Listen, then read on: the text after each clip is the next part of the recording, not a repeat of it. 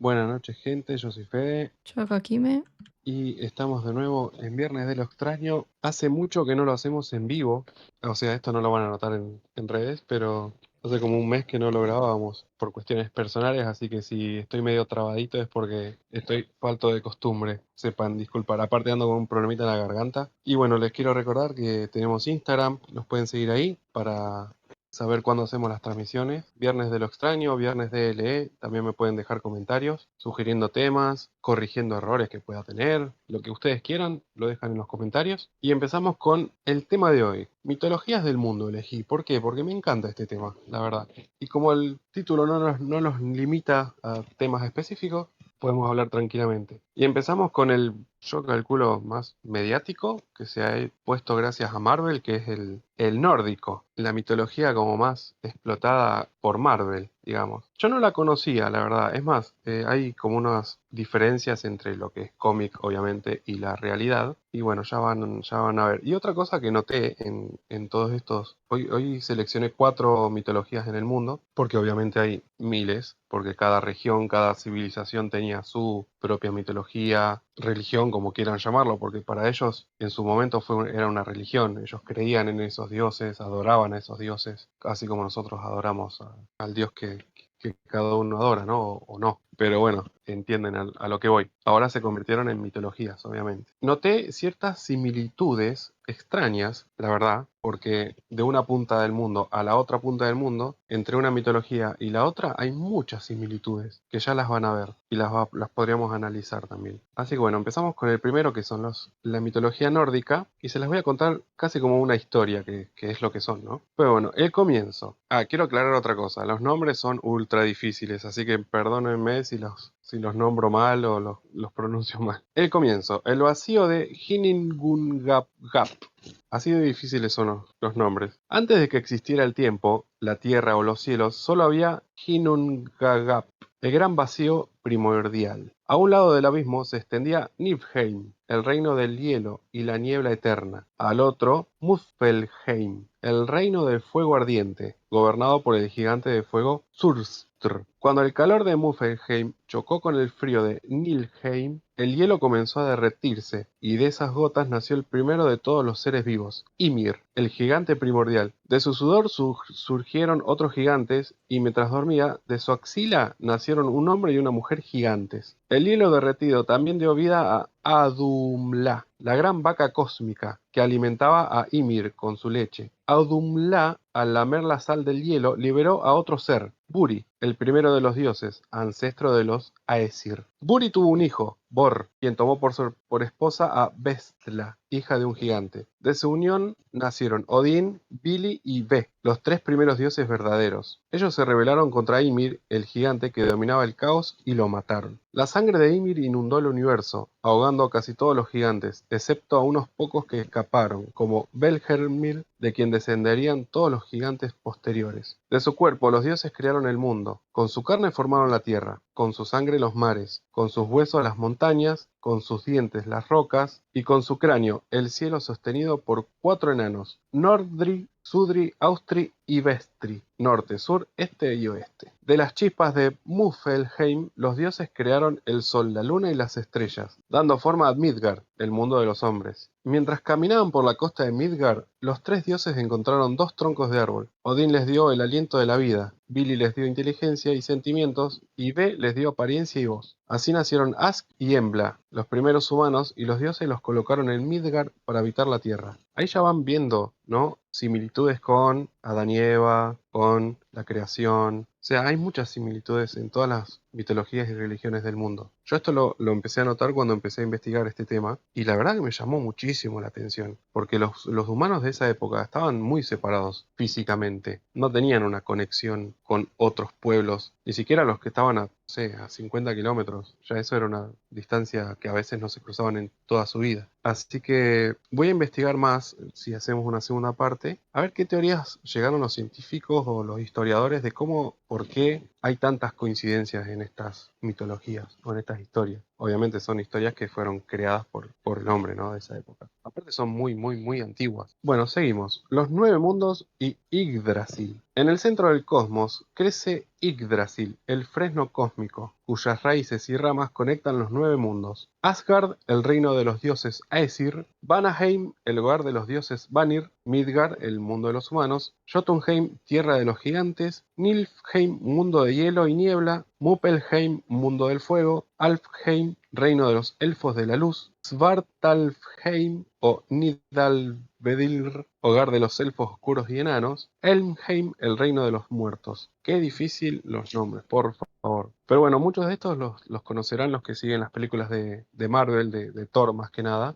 Los nombran mucho estos. Esta parte de las tierras y los diferentes mundos lo tienen bastante fiel. Entre Asgard y Midgard se extiende el Bifrost, el puente arcoíris custodiado por el vigilante Heimdall. Eso también es bastante de las películas de Thor. Los dioses se dividieron en dos grandes familias. Aesir, los dioses de la guerra y el poder, como Odín, Thor, Balder, Frigg, Tyr, Heimdall, y los Vanir, los dioses de la naturaleza y la fertilidad, Njord, Freyr y Freya. Hubo una guerra entre ellos, la guerra de los Aesir y los Vanir, pero finalmente hicieron las paces e intercambiaron rehenes uniendo a ambas razas divinas. Entre los dioses habitaban Loki, un ser astuto y cambiante, hijo de un gigante, pero hermano de sangre de Odín. Loki era tanto amigo como enemigo de los dioses. Su ingenio lo salvó muchas veces, pero también fue la causa de sus mayores tragedias. Con la giganta Angrboda, Loki tuvo tres hijos terribles: Fenrir, el lobo destinado a matar a Odín; Jormungand, la serpiente marina que rodea al mundo; y Hel, la reina de los muertos en Helm. Los dioses, al conocer las profecías, encadenaron a Fenrir, arrojaron a Jormungand al océano y enviaron a Hel al inframundo. Esto también yo lo he visto mucho en los juegos de God of War. No sé si lo han jugado, Velo,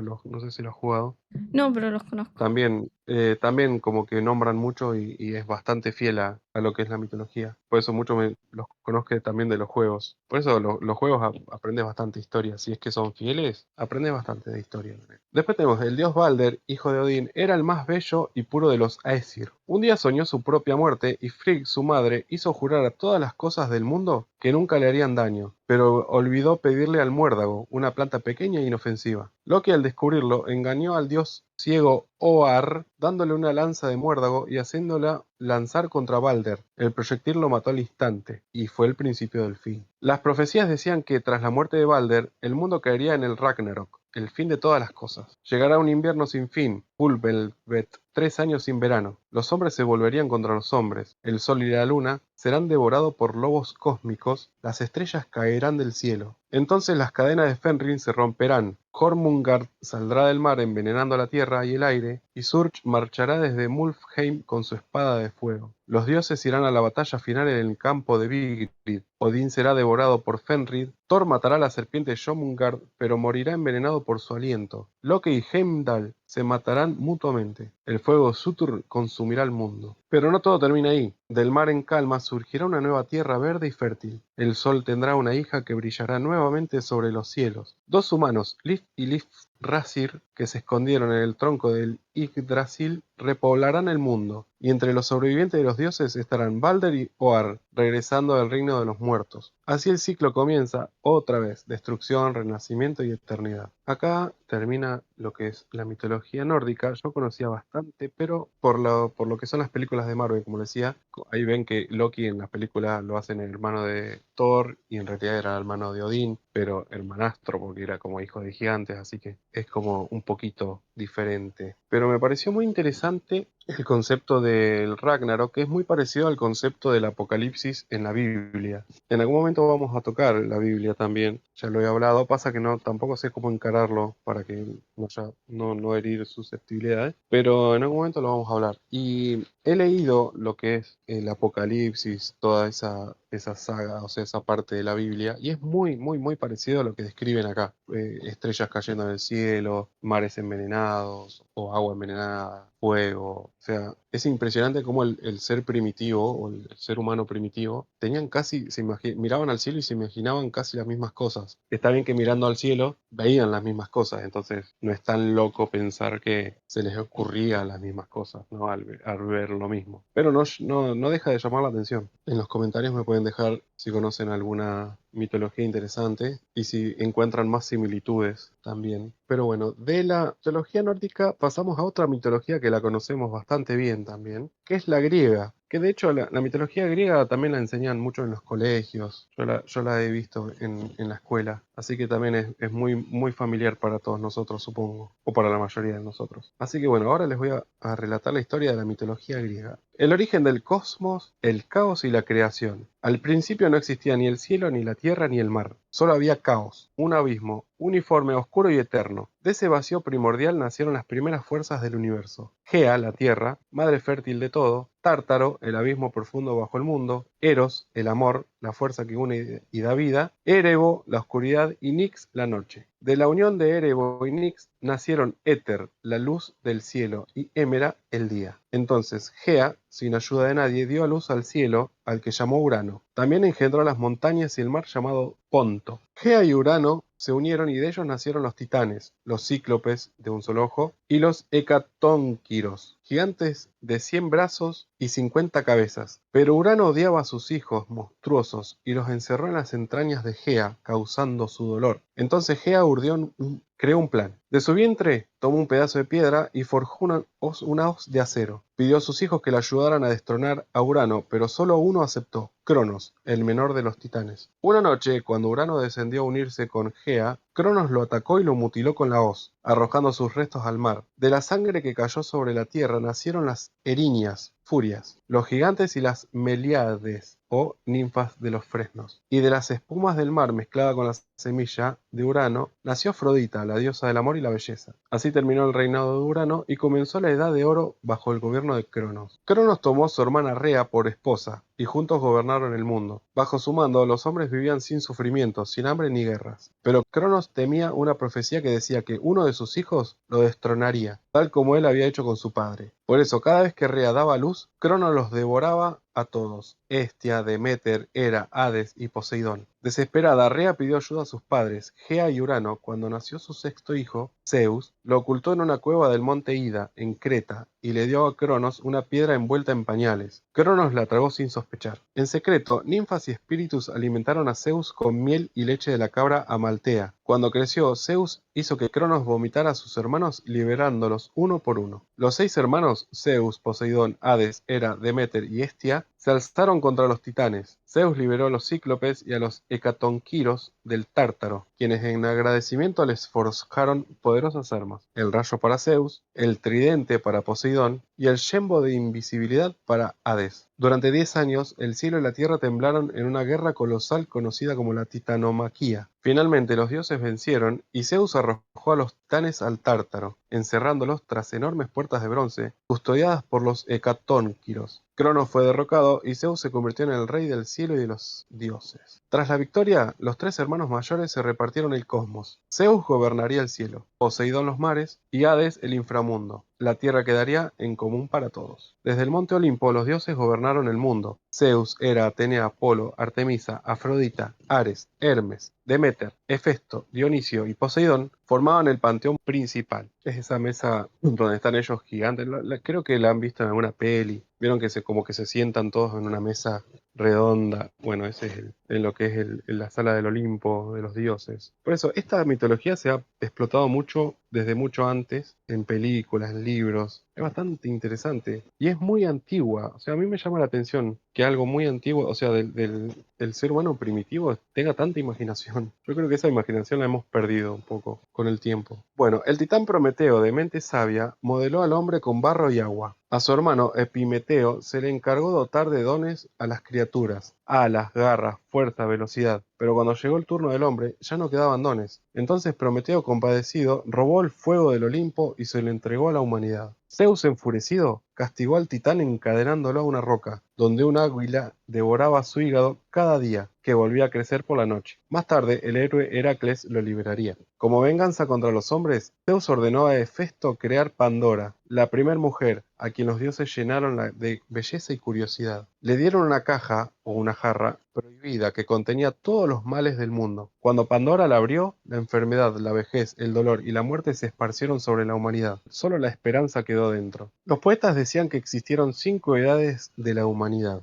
Edad de oro, bajo Cronos, paz y abundancia. La edad de plata, hombres torpes que olvidaron honrar a sus dioses. La edad de bronce, guerreros violentos. La edad de los héroes, cuando nacieron los semidioses. Y la edad de hierro, la actual, de dolor y corrupción. No todos aceptaron el dominio del Olimpo. Los gigantes, hijos de Gea, se rebelaron en la gigantomaquía, pero fueron vencidos por los dioses y los héroes. Después vino Tifón, un monstruo colosal nacido del odio de Gea contra Zeus. Tenía 100 cabezas de serpiente, alas y fuego en uno de sus ojos. Zeus lo combatió en una batalla que estremeció el mundo, lanzándole rayos hasta enterrarlo bajo el monte Etna. Así se consolidó el poder del Olimpo. Con el mundo ya en orden, los dioses comenzaron a mezclarse con los mortales, y de esas uniones nacieron los héroes, semidioses destinados a hazañas épicas. Entre ellos destacan Perseo, hijo de Zeus y Dánae, decapitó a Medusa, la gorgona de cabello de serpiente, usando un espejo de bronce para no mirarla directamente. Heracles, o Hércules, el más grande de los héroes, hijo de Zeus y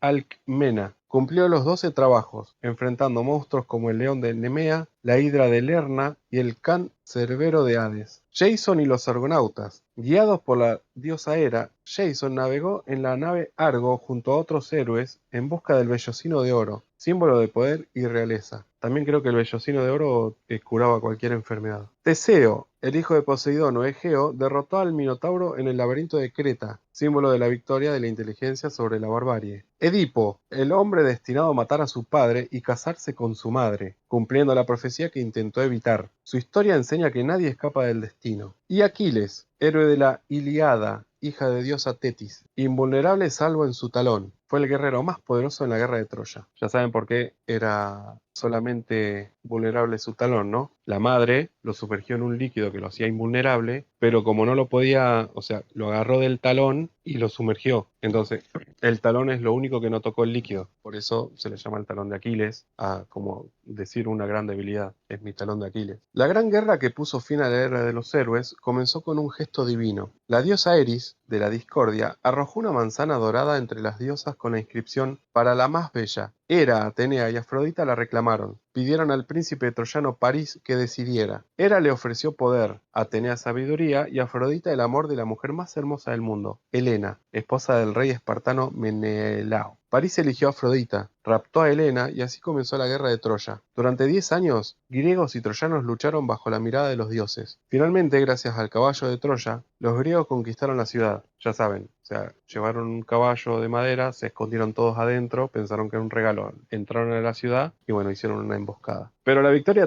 victoria trajo tragedia, porque los dioses castigaron su soberbia. Tras Troya, los héroes comenzaron a desaparecer. Ulises vagó 10 años por mares y monstruos antes de regresar a Ítaca. Heracles ascendió al Olimpo tras morir en la pira. Aquiles fue asesinado, y el mundo volvió a la edad de hierro, donde los dioses ya no caminaban entre los hombres. O sea, ahora estamos en la edad de hierro. Es muy interesante. Es más larga, es mucho más larga esta mitología porque tiene, bueno, ya saben, hasta muchos animales mitológicos o criaturas mitológicas. Pero bueno, hice un resumen bastante fiel. Quise hacer como una tipo historia, enganchado porque también es muy, o sea, como que cada filósofo agregó su parte, entonces como es como un gran rejunte de una historia. Pero bueno, lo pude resumir y lo pude conectar así, más o menos. Espero que se haya entendido. Ahora voy a seguir con la mitología inca, que básicamente tocó a Argentina, porque los incas llegaron a Argentina. Y bueno, algo me han contado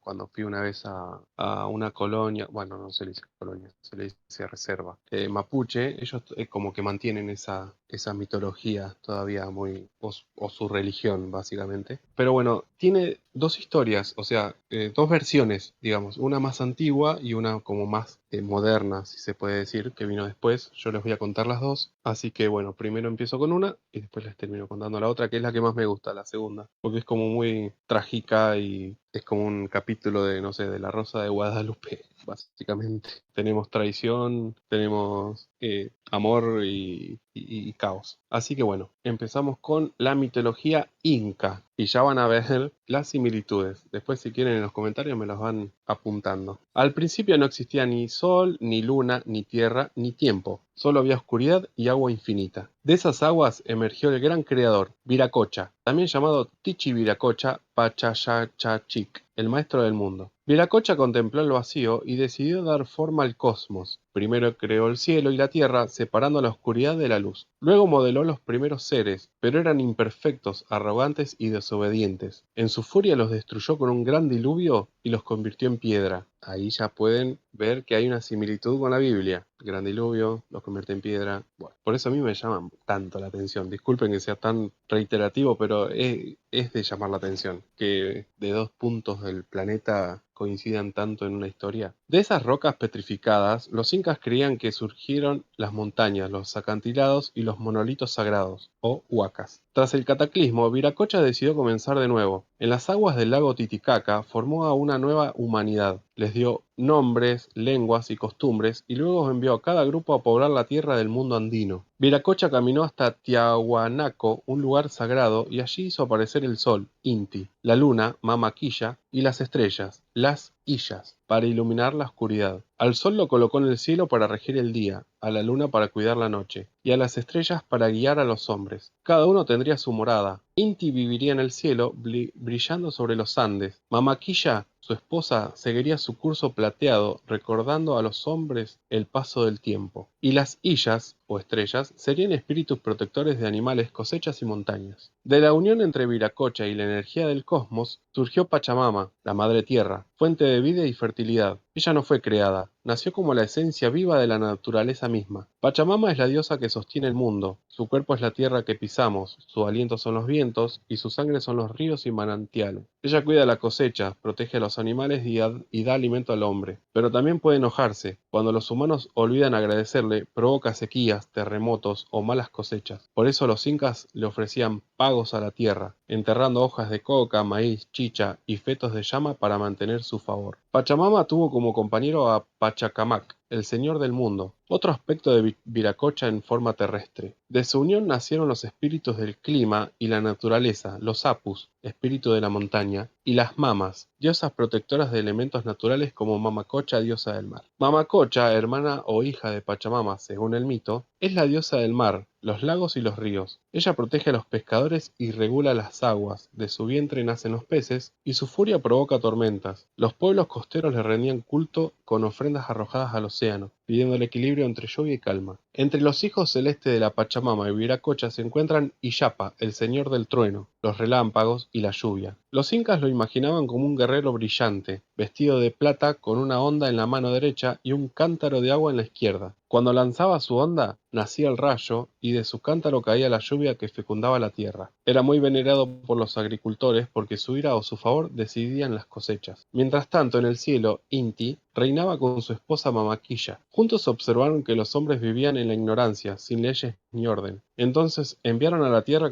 a sus dos hijos, Manco Cápac y Mama Ocllo, para civilizar a la humanidad. Ambos descendieron por las aguas del lago Titicaca y llegaron al valle de Cusco. Llevaban una vara de oro que, según Inti, se hundiría en la tierra fértil donde debían fundar su reino. Tras un largo viaje, la vara se hundió fácilmente en el suelo del valle de Guanacaure. Allí fundaron la ciudad de Cusco, que se convertiría en el centro del mundo inca, el ombligo del universo. Así nació el Imperio del Sol, y Manco Cápac se convirtió en su primer gobernante. El mundo andino estaba habitado por seres espirituales llamados apus, espíritus tutelares de las montañas. Cada montaña importante tenía su apu protector. Los más grandes, como el apu Ausangate o el apu Salcantay, Tai, eran considerados hijos de la Pachamama. Los apus cuidaban a las comunidades cercanas y los hombres les ofrecían hojas de coca, chicha y fuego para pedir protección o lluvias. La cosmovisión inca se dividía en tres planos o mundos sagrados, conectados entre sí como niveles de existencia. Anapacha, el mundo de arriba, donde habitan los dioses celestes como Inti, Mamaquilla y Yapa. Caipacha, el mundo de los hombres, los animales y las plantas. Y Ucupacha, el mundo de abajo, subterráneo y misterioso, donde viven los antepasados y los espíritus de la tierra. Estos mundos estaban interconectados por fuerzas espirituales y su equilibrio dependía del respeto a la Pachamama y las leyes de la reciprocidad, Aini, dar y recibir en armonía con la naturaleza. Cada uno de los tres mundos estaba simbolizado por un animal sagrado. El cóndor, Anapacha, mensajero del cielo y símbolo del espíritu. El puma, Caipacha, fuerza y valor en el mundo de los hombres. Y la serpiente, Amaru, Ucapacha, sabiduría y conexión con el inframundo. Estos tres animales formaban la trilogía andina, representación del equilibrio universal. Los incas creían que cuando los hombres olvidaban sus ofrendas, la Pachamama se enfurecía. Entonces hacía temblar la tierra, abriendo grietas que devoraban pueblos enteros. Las erupciones, los terremotos y los deslizamientos eran vistos como advertencia. La madre tierra se está moviendo para recordarnos que está viva. Pero también creían que después de cada destrucción vendría una renovación del mundo, así como Viracocha destruyó sus primeras creaciones con el diluvio. La Pachamama podía dar inicio a una nueva era de los hombres. Cada año, durante el solsticio de invierno, los incas celebraban el Inti Raymi, la gran fiesta del sol. Era el momento en el que el sol se alejaba de la tierra y los sacerdotes le pedían que regresara con su calor para fecundar los campos. El inca, considerado hijo directo del Inti, realizaba ofrendas de oro, animales y alimentos, mientras el pueblo danzaba y cantaba en honor a los dioses. Así la mitología inca no terminaba con un fin del mundo, sino con un eterno ciclo de equilibrio y renovación donde todo lo que existe, montañas, ríos, hombres, está unido por el mismo espíritu. Esta es una de las historias de los incas, pero hay otra que es un poquitito más antigua y más trágica también, así que se las voy a contar. Hace mucho, cuando el mundo aún era joven, Pachamama, la Madre Tierra, reinaba sobre todos los seres vivos. Ella daba los frutos, hacía crecer los cultivos y mantenía el equilibrio entre los humanos, los animales y los dioses. Su energía era la fertilidad misma. Su pareja era Inti, el dios del sol, ahí ya hay una diferencia, el señor del cielo y fuente de calor y vida.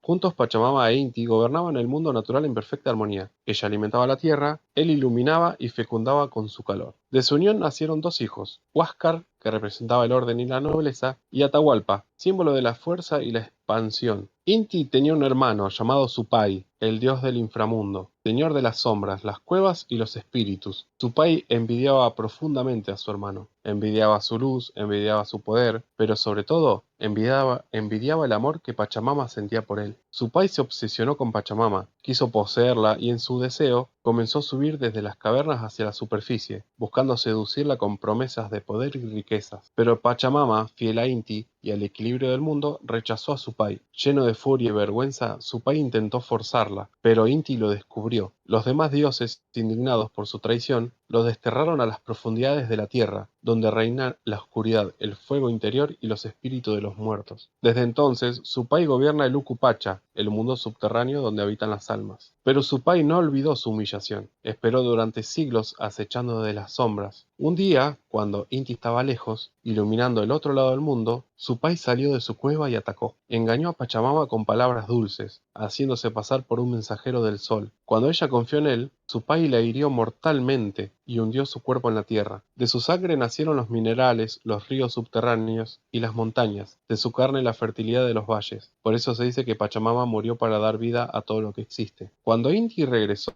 y encontró el cuerpo de su amada, lloró durante días. Sus lágrimas se convirtieron en lluvias que cada año renuevan la tierra. Los hijos de ambos, Huáscar y Atahualpa, preguntaron quién había hecho tal cosa. Supai les mintió diciéndoles que fue su propio padre, Inti, quien la había destruido con su fuego. Llenos de odio, los hermanos se enfrentaron dividiendo a los pueblos y a los hombres. Así nació la discordia entre los hijos de la tierra y el equilibrio del mundo se rompió. Aunque su cuerpo fue enterrado, su espíritu nunca murió. Hablamos de la Pachamama. Desde las profundidades, sigue respirando nutrientes y cuidando. Por eso los pueblos andinos hacen ofrendas a la tierra cada agosto. Darle de comer a la Pachamama para que ella no tenga hambre ni se enoje. Y cuando un temblor sacude la tierra, dicen que es Pachamama moviéndose o Supai intentando salir de nuevo. Acá acá está la segunda historia de los incas y Pachamama más que nada. Esta es como la más antigua, después hicieron una nueva versión, digamos. Bien. Y bueno, tengo una última mitología que es la mitología japonesa más antigua que encontré, porque creo que hay varias mitologías japonesas, pero bueno, encontré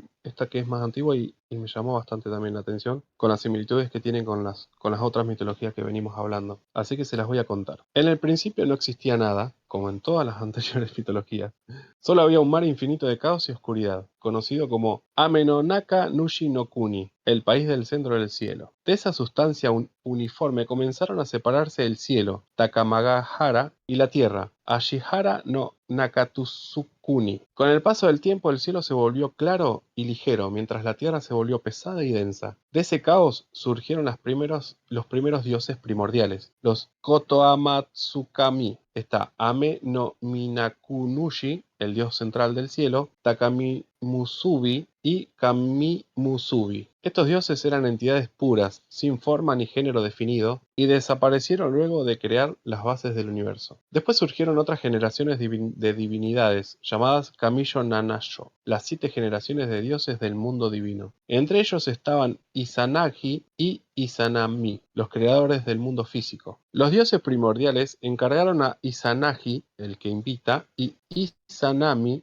la que invita, que dieran forma a la tierra. Les entregaron una lanza sagrada llamada Ame-no-Nuhoko, decorada con joyas celestiales. Desde el puente flotante del cielo, los dioses la hundieron en el océano caótico, y al levantarla, las gotas que cayeron formaron las primeras islas del archipiélago japonés. Izanagi y Izanami descendieron para habitar esas tierras y se unieron en matrimonio. De su unión nacieron las islas principales de Japón, y muchos dioses que representaban los elementos naturales: el dios del mar, Watatsumi; el dios de los vientos, Shinatsushiko; los dioses de las montañas y los ríos, y los kami de los árboles y las piedras de los campos. Pero no todo fue armonía. Cuando Izanami dio a luz al dios del fuego, Kagutsuchi, las llamas la quemaron gravemente y murió. Izanagi, desesperado, decapitó al hijo con su espada, y de la sangre que cayó al suelo nacieron más dioses, entre ellos Susanoo, Materasu y Tsukuyomi, los 3 dioses supremos del cielo. Después de la muerte de Izanami, Izanagi intentó rescatarla del inframundo, pero cuando la vio convertida en un ser putrefacto, horrorizado huyó y selló la entrada con una roca. Tras purificarse de sus actos de limpieza, nacieron los 3 dioses más importantes del panteón japonés: Amaterasu, la diosa del sol, de su ojo izquierdo; Tsukuyomi, el dios de la luna, de su ojo derecho; Susano, el dios del mar y las tormentas, de su nariz. Amaterasu y la cueva celestial era la encargada de iluminar el cielo y el mundo, pero su hermano Susano, rebelde y violento, comenzó a destruir sus campos y matar a sus animales. Hasta la diosa se escondió en su cueva llamada Ameno-Iwato, cubriendo al mundo de oscuridad. Los otros dioses, preocupados, idearon un plan. La diosa del amanecer, Ameno-Usume, bailó de forma tan divertida frente a la cueva que los dioses comenzaron a reír. Curiosa, Amaterasu asomó su rostro y en ese momento colocaron un espejo brillante frente a ella. Encandilada con su propio reflejo, fue sacada de la cueva y el mundo volvió a tener luz. Tras ser desterrado del cielo por su comportamiento, Susanoo descendió a la tierra. Allí encontró una pareja anciana que lloraba. Una serpiente monstruosa llamada Yamata no Orochi devoraba a sus hijas cada año, y solo quedaba una, Kushinada Hime. Susano prometió salvarla, y de un plan hizo que la pareja preparara 8 barriles de sake y los colocara alrededor de la casa. Cuando la serpiente apareció, bebió de todos y se emborrachó. Entonces Susano la atacó con su espada y la cortó en pedazos. Dentro de su cola encontró una espada divina, la Kusanagi no Tsurugi, una de las 3 reliquias sagradas de Japón. Amaterasu, viendo que el mundo estaba ordenado, decidió enviar a su nieto Ninigi no Mikoto a gobernar la tierra. Le entregó 3 tesoros sagrados que aún hoy simbolizan el poder imperial japonés: el espejo, símbolo de la verdad; la espada, símbolo del valor; y el collar de joyas, símbolo de la benevolencia. Ninigi descendió al monte Takashiko en Kyushu y se unió con la princesa Konohana Kuya Ime, diosa de las flores. De esa unión nació Kimu, considerado el primer emperador del Japón, descendiente directo de Amaterasu. Por eso, según el Shinto, la familia imperial tiene un linaje divino que conecta con los dioses solares. La mitología japonesa no solo narra la creación, sino que también explica el equilibrio espiritual del mundo. En la naturaleza existen millones de kami, espíritus o divinidades, que habitan en los árboles, las montañas, los ríos, los animales y hasta los objetos antiguos. El respeto por ellos forma la base del Shinto, la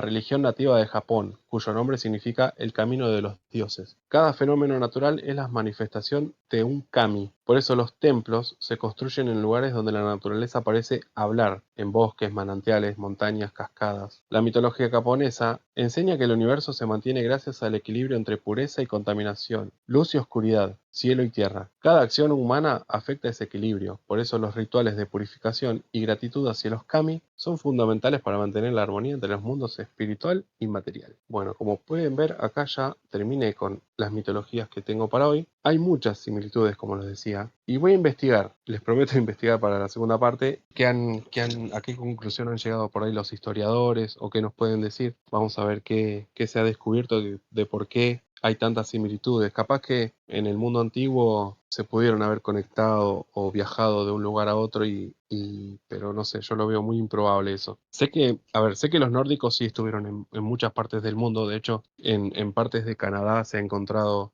alfarería nórdica. De hecho, hay una teoría que dice que acá en Argentina también hay, en la Patagonia creo que hubo o encontraron algo nórdico. No me acuerdo bien qué, creo que era un lugar como una zona para rezar, cosas así han encontrado, que lo asocian como... Es más, en la zona donde yo vivo, en Bahía Blanca, Coronel Suárez, esa zona han encontrado cositas que podrían haber sido nórdicas.